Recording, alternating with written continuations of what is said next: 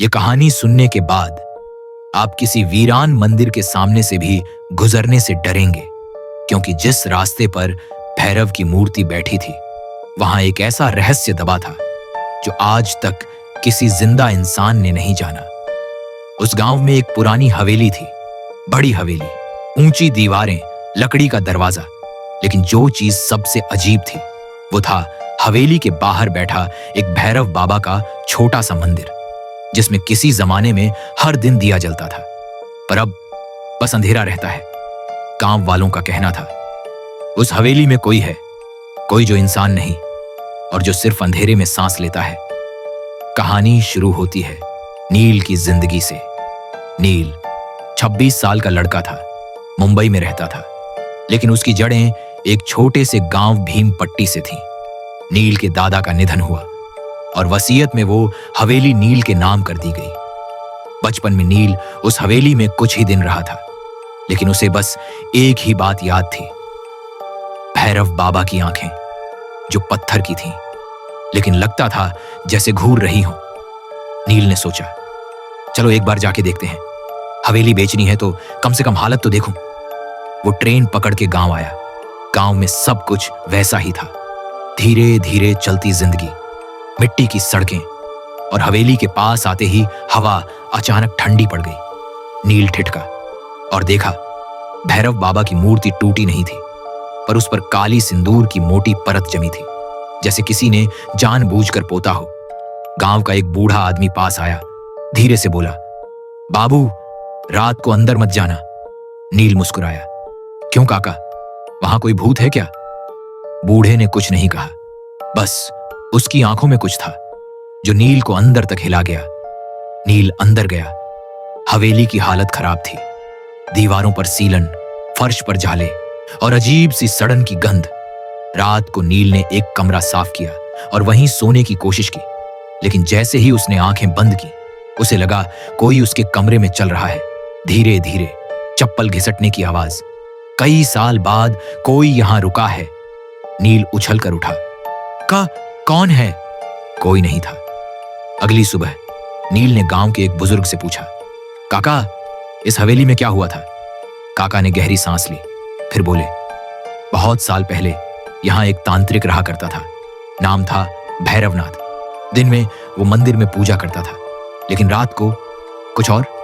कहते हैं उसने किसी लड़की की बलि दी थी, ठीक इस हवेली के बीचों बीच।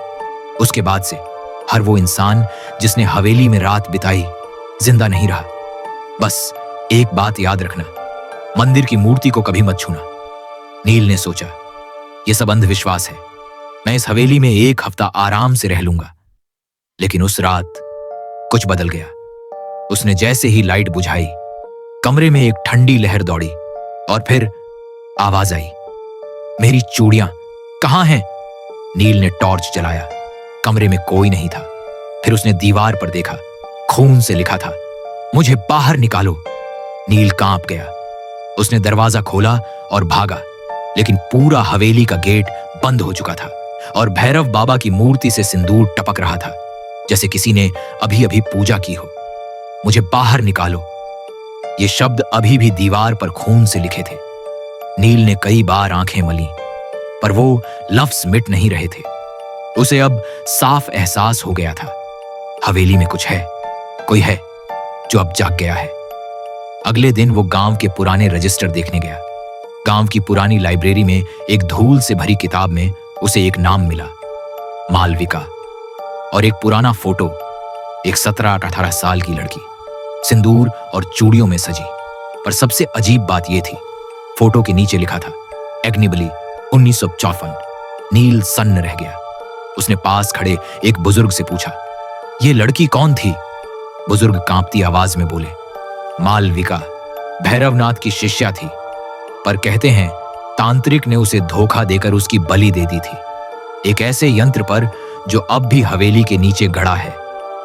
तब से हर अमावस को उसकी आत्मा वापस आती है, अपनी चूड़ियां ढूंढने। नील ने ठान लिया, अब मुझे जानना है कि सच क्या है। रात होते ही वो टॉर्च लेकर हवेली के तहखाने में गया। वहां एक पुराना लकड़ी का दरवाजा था, जंग लगे ताले से बंद। उसने ताला तोड़ने की कोशिश की, तभी पीछे से फुसफुसाहट आई, वहां मत जा वरना लौट नहीं पाओगे। नील पलटा, कोई नहीं था। उसने साहस जुटाकर ताला तोड़ा, दरवाजा चरमराया और नीचे पत्थर की सीढ़ियां खुली। सीढ़ियां इतनी पुरानी थीं कि हर कदम पर धूल उड़ती थी, दीवारों पर जंजीरें लटक रही थीं और आखिरी सीढ़ी पर पहुंचकर उसने देखा एक लोहे का यंत्र जिस पर जले हुए कपड़े और सूखे खून के निशान थे, और ठीक सामने एक कांच का पिंजरा और उसमें कोई बैठा था। एक औरत, उलझे बाल, फटी चुनरी और चूड़ियों की आवाज। तू आ ही गया। नील की सांसें रुक गईं। तूने मुझे बुलाया, अब मैं तुझे छोड़ूंगी नहीं। नील चिल्लाया, तुम कौन हो? औरत बोली, मैं मालविका हूं और अब मेरा इंतजार खत्म हुआ।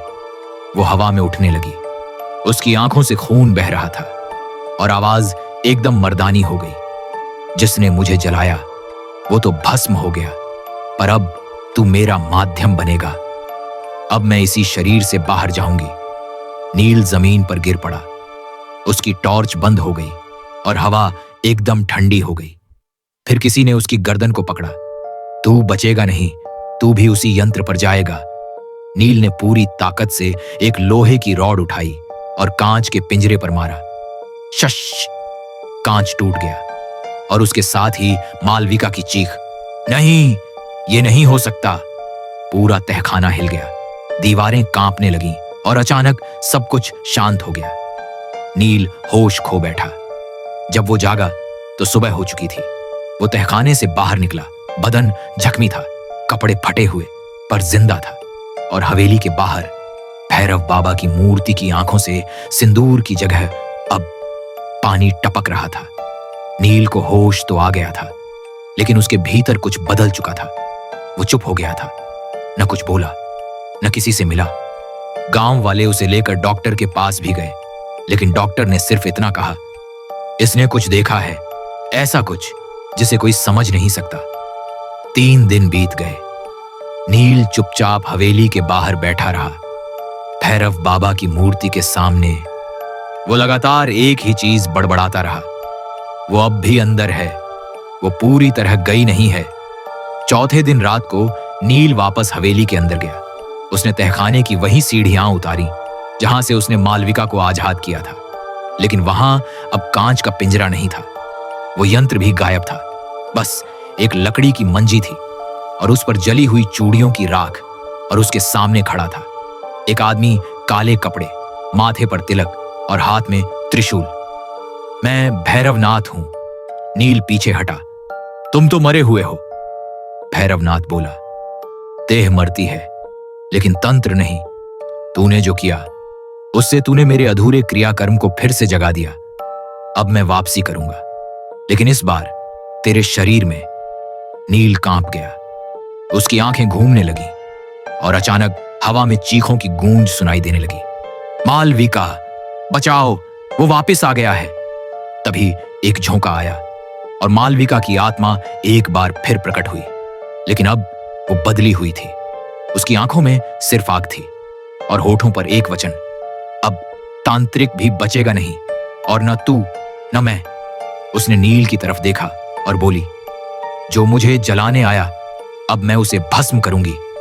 मालविका और भैरवनाथ के बीच एक ऐसी टकराहट हुई जैसे 2 दुनियाओं की ताकतें एक दूसरे से भिड़ गई हों।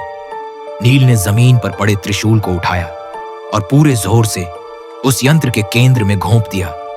अब बहुत हो गया। पूरा तहखाना एक तेज धमाके से भर गया। चीख, धुआं, कांपती जमीन और फिर एक गहरी खामोशी। जब नील दोबारा उठा, वो गांव की नदी किनारे था, अकेला। पीछे देखता है तो हवेली नहीं थी, वहां सिर्फ एक खाली जमीन थी और एक टूटी मूर्ति जिसमें अब न आंखें थीं न सिंदूर। गांव वालों ने कहा, जिस रात तू गया था उसी रात वो हवेली जलकर खाक हो गई, लेकिन हमें वहां कुछ नहीं मिला, न तू न कोई और। नील सब कुछ छोड़कर चला गया। कहते हैं उसने कभी दोबारा इंसानों की दुनिया में कदम नहीं रखा, लेकिन कुछ लोगों का मानना है हर अमावस की रात भैरव बाबा के पुराने मंदिर के पास एक लड़का खड़ा दिखाई देता है, जिसकी आंखें लाल हैं और होठों से सिर्फ एक बात निकलती है, मुझे बाहर निकालो। धीमी हवाओं की गूंज, फिर लंबा सन्नाटा और आखिर में दूर से एक चूड़ियों की आवाज